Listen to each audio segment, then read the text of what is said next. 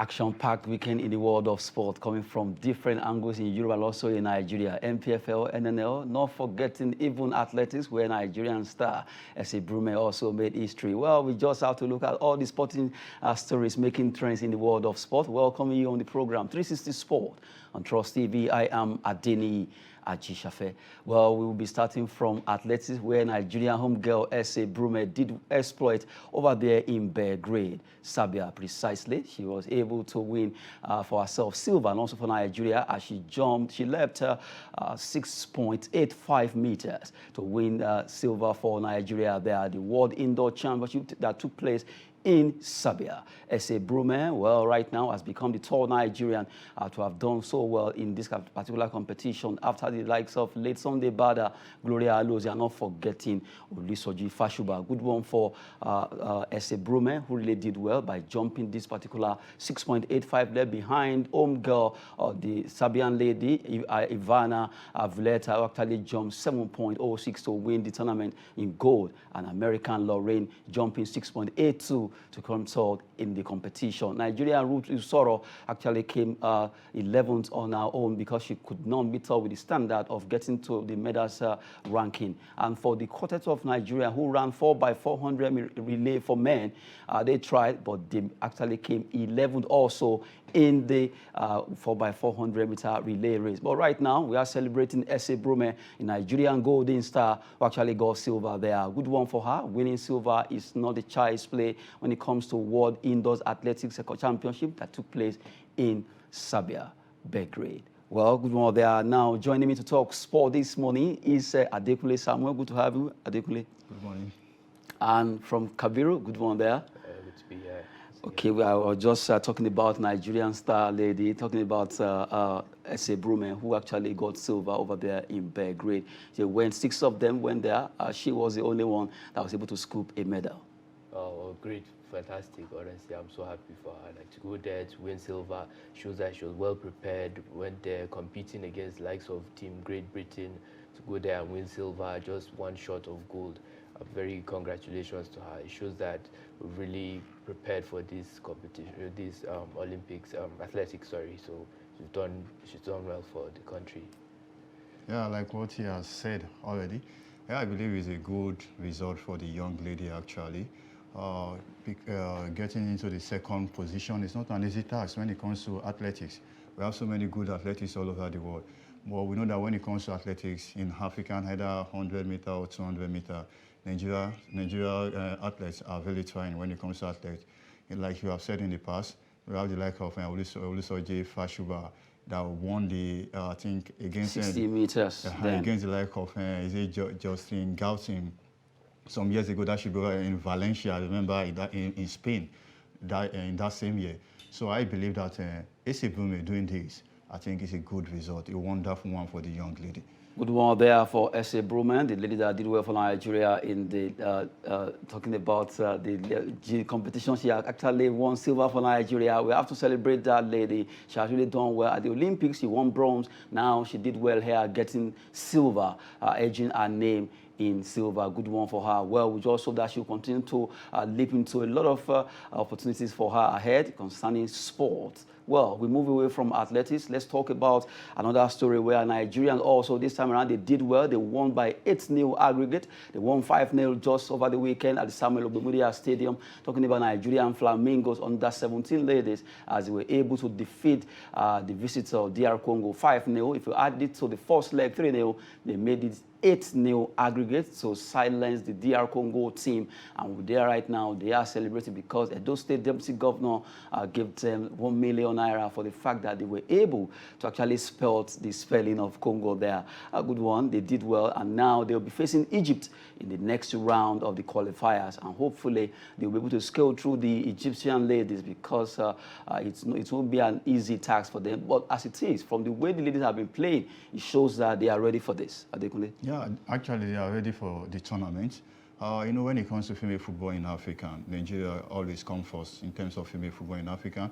We have seen it in the past, even in the under-17 level and the under-20 category.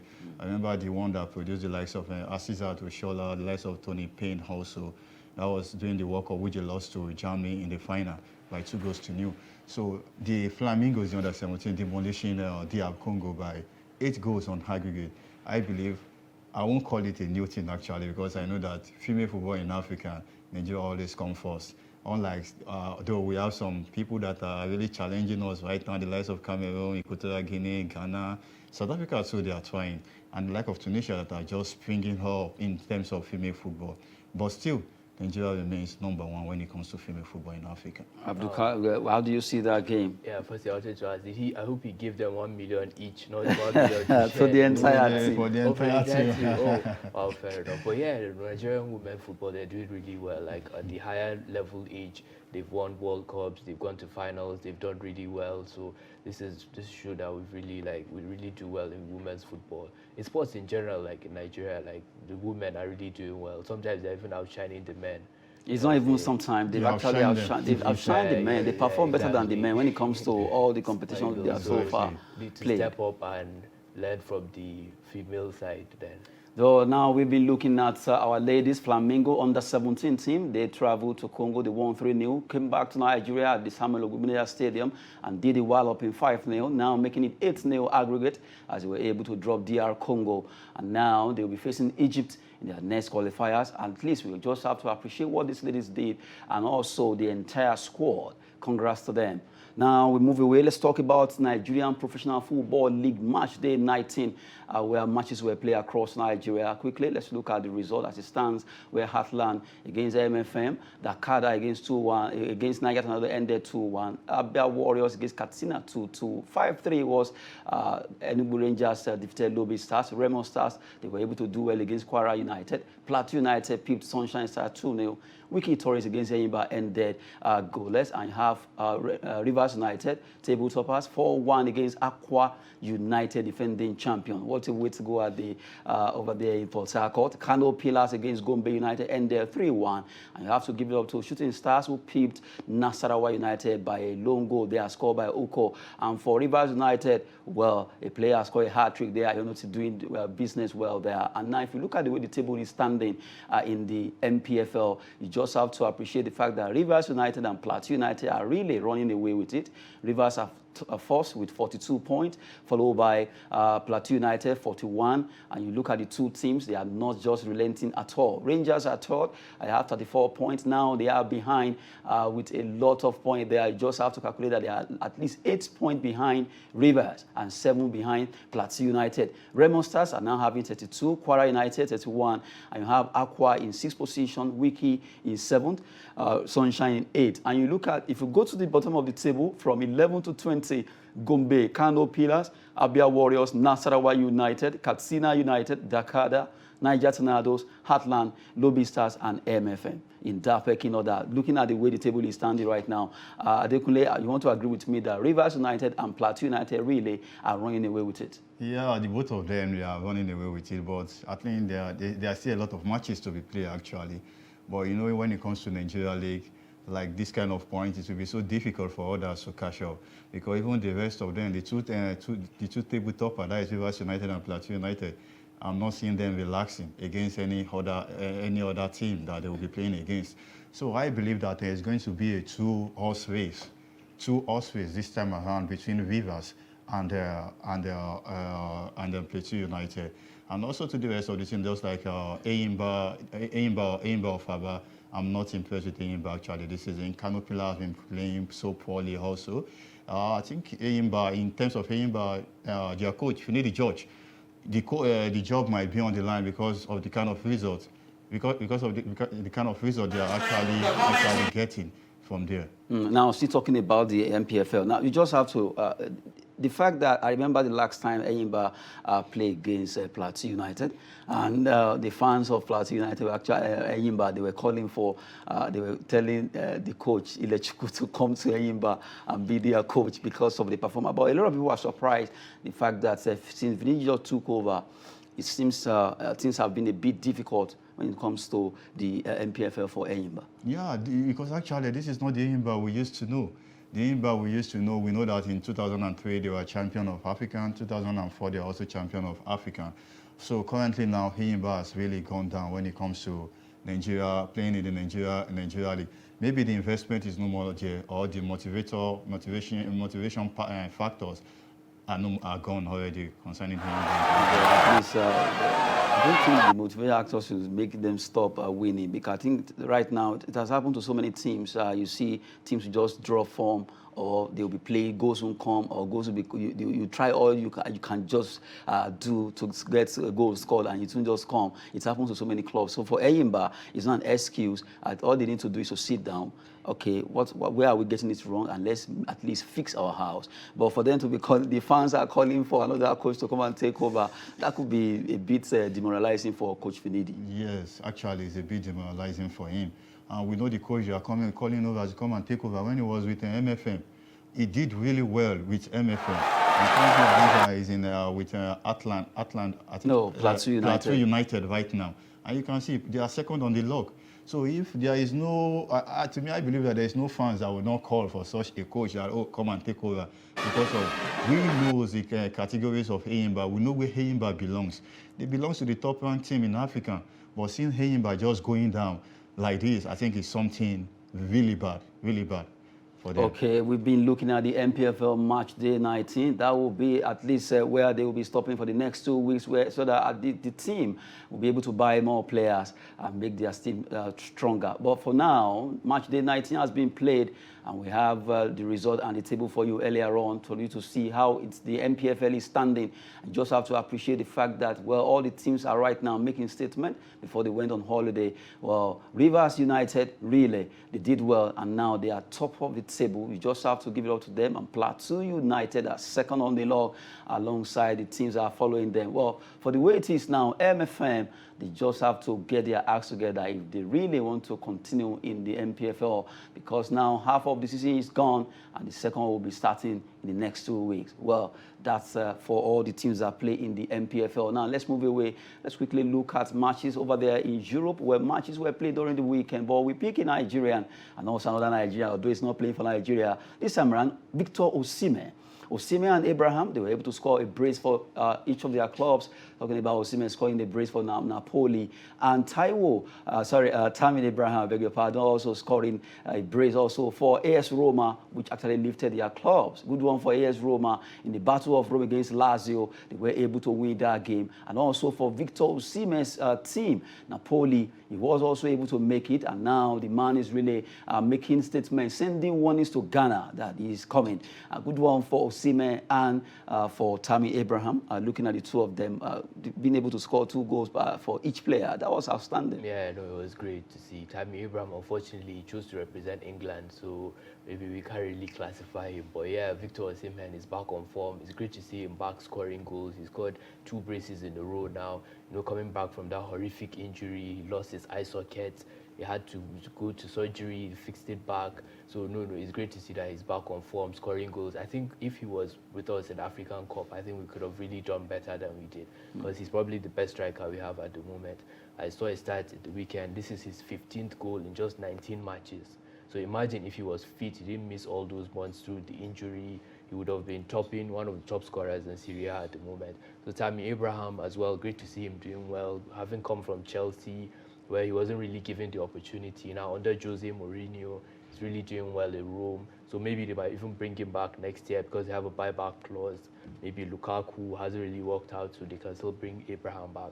So yeah, great to see a Nigerian and someone from a Nigerian background doing well in Italy, in Serie A. Yeah. Okay, now we've been talking concerning Osimhen and Tammy Abraham. Let's look at the way the table is standing in Italia Serie A right now. Well, we just have to give it up to all the big guys now. They are really making statement in the Italia Serie A table there. Well, Milan are topping with 66 points, followed by Napoli. Napoli, for the fact that Osimhen scored a brace, now they are second with 63 points. Inter standing third there with 60 points. Juventus, Atalanta, and you have AS Roma. Roma right now, they've joined the big boys. They've jumped over Lazio. Lazio, they're having 49 points. Fiorentina, Sassuolo, Hellas Verona in that pecking order. Salernitana seems not to be getting it. Despite having 2 matches less, they are still not up in their game. We have 16 points so far. Venezia, Genoa, Cagliari, Spezia, Sampdoria in that order. But for Milan, Napoli is a battle. It's going to be a big one, because right now it's down to the wire players for the two teams, Napoli and Milan. Inter Milan, Juventus, Atalanta, Roma. Let's look at this table quickly, Adekunle. Yeah, between Milan and Napoli is going to be a big battle between the two teams actually, because right now, although Inter Milan is still having a game at hand to play, so if the two of them failed to maybe winning this league failed to happen occur between the two of them, I think it's going to be a great loss for the two teams. It happened to Napoli some season ago when they slept off in the course of the league. They were on course of winning the league under the then coach Maurizio Sarri.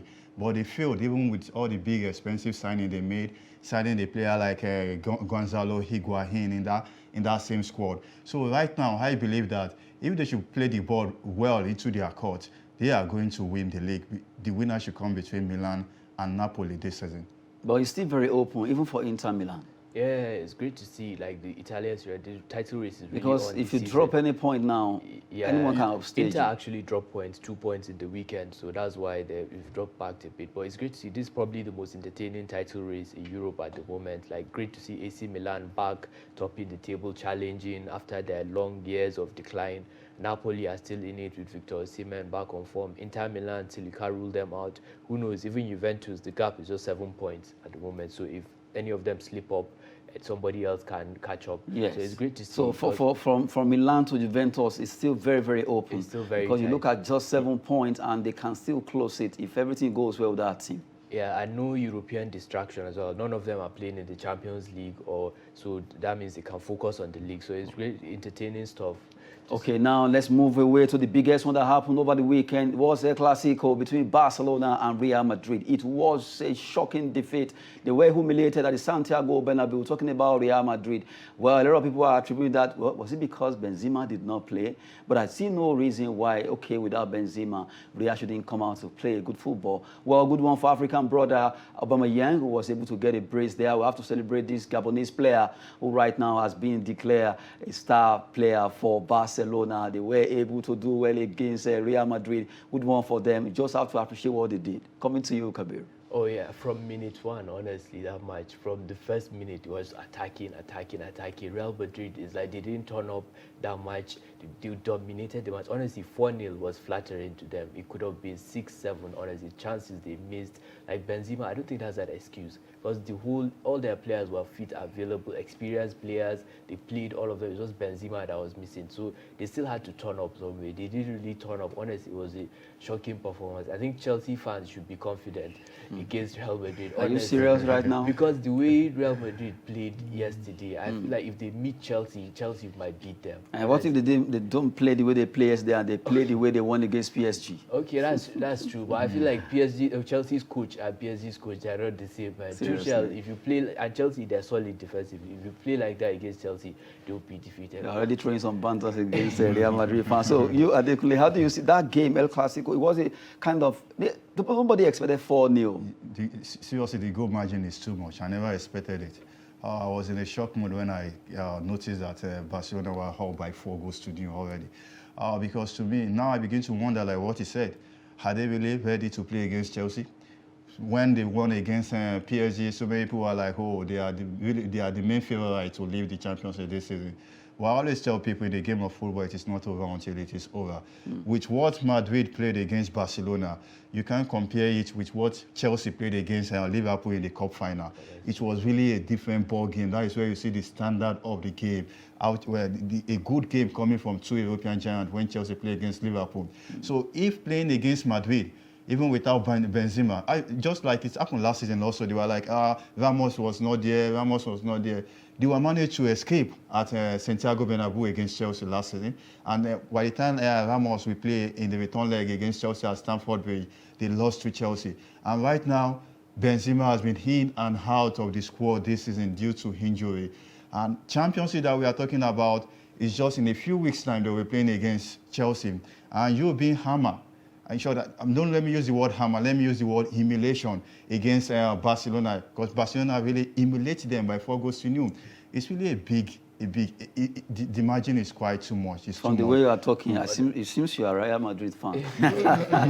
The pain is really getting into it. The fact is that when two giants are playing, you don't expect such a margin. It's just like when Chelsea and Man City were playing. You can say it was 1-0, 1-0 that the game ended. But playing Man City playing against Manchester United, like what I do, sorry for the Manchester United fans at home. Like what I do tell them, I always say they are no more among the Hellas club in the English league right now because they have really dropped. Very one-sided match. Aubameyang, I'm happy to see after all the disrespect he got from Arsenal fans, from the manager there, he came to Barcelona, he's on top of his game, scored 2, assisted 1. Dembele, 2, there was talk of him leaving. He played really well, gave 2 assists last night. Pedri, the young player, now that guy, I think in his position, he's probably he will be one of the best. And you have to look at Garcia too.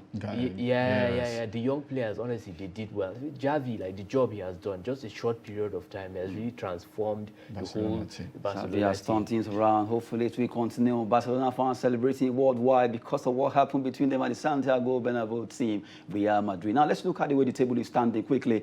Our time is almost up now. Let's look at the La Liga table as it stands. Real Madrid, Sevilla, Barcelona, Atletico Madrid, the big boys have really set themselves. They are 66 points now to 57.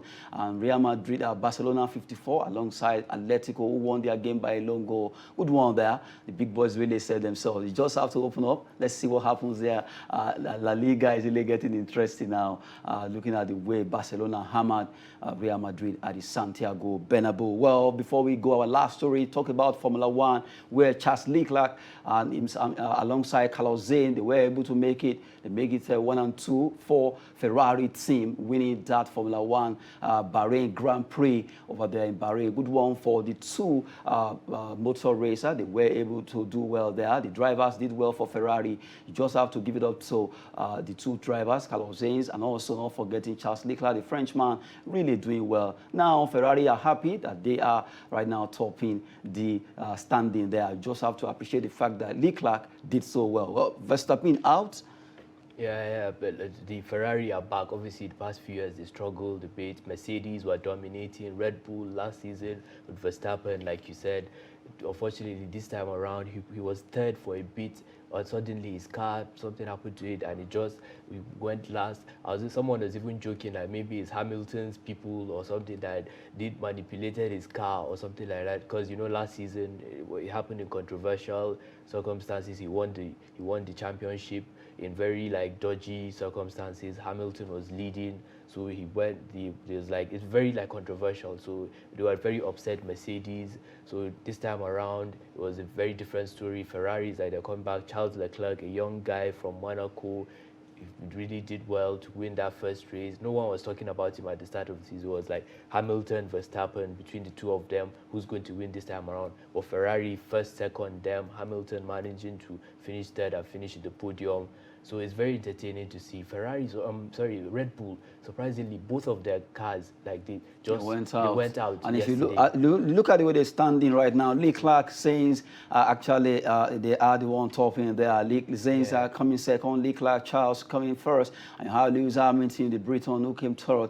Well, his new teammate also did well. Talking George about Russell, George Russell, he was able to come forward there. Well, but you have to look at the fact that this season is going to be a big one because Ferrari, Red Bull, Mercedes, the 3 teams will fighting for honors now. Honestly, this season should be a very interesting season. Obviously, Hamilton, from a personal point of view, he wants to break that record, Michael Schumacher's record of 8. He's equal now, 7. He has won 7. Schumacher has won 7. So it would be great for him to see. Me personally, I want him to break the record. As a black man, coming from a